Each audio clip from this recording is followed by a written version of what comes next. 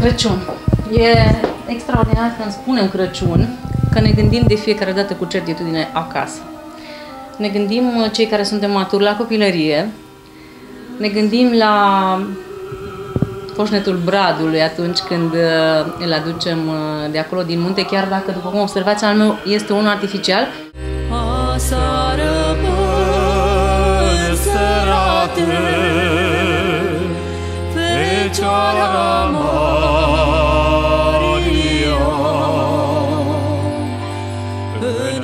De fiecare dată ascultăm colinde, de fiecare dată ne gândim la nașterea lui Isus, de fiecare dată ne bucurăm și vrem să fim cu toți cei dragi.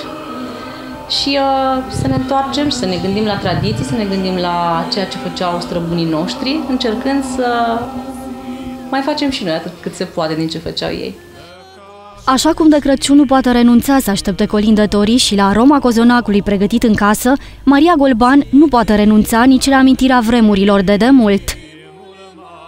Primul la amintiri.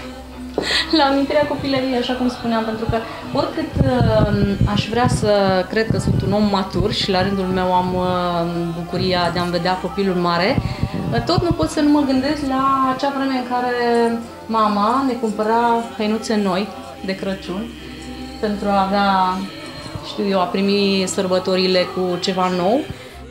Și cum de Crăciun toată lumea le așteaptă pe Moș Crăciun, Maria și-a pregătit un brad frumos, nu de alta, dar moșul să fie darnic. Ea își dorește să-i aducă liniște și sănătate. La aștept un Moș Crăciun, cred că nu contează ce vârstă ai, nu contează dacă ești matur, dacă ai la rândul tău copii, pe Moș Crăciun continui să-l aștepți, pentru că în acest fel încă te mai simți copil. Și simt că mai sunt copil, copilul din mine încă există, încă se bucură, încă așteaptă colindători și încă se bucură de sărbători. Chiar dacă noi am fost la ea la colindat, Maria nu ne-a lăsat să plecăm până nu ne-a colindat și ea pe noi și ne-a și urat. El vine, ne leagă-ne verde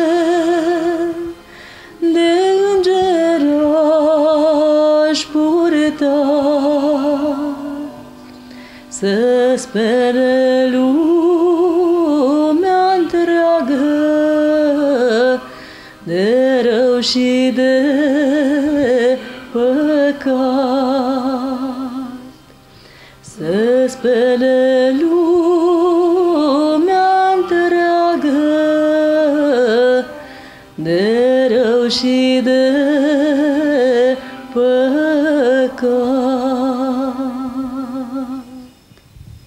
Acest praznic luminat, noi cu drag l-am așteptat, să auzim îngeri cântând și crai călătorind, veste bună aducând. Veste bună de nașterea lui Hristos să ne fie de folos. Să vă dea Dumnezeu tuturor sărbători frumoase, sărbători liniștite, cu pace în suflete, cu pace în casă și belșug pe masă. La anul și la mulți ani!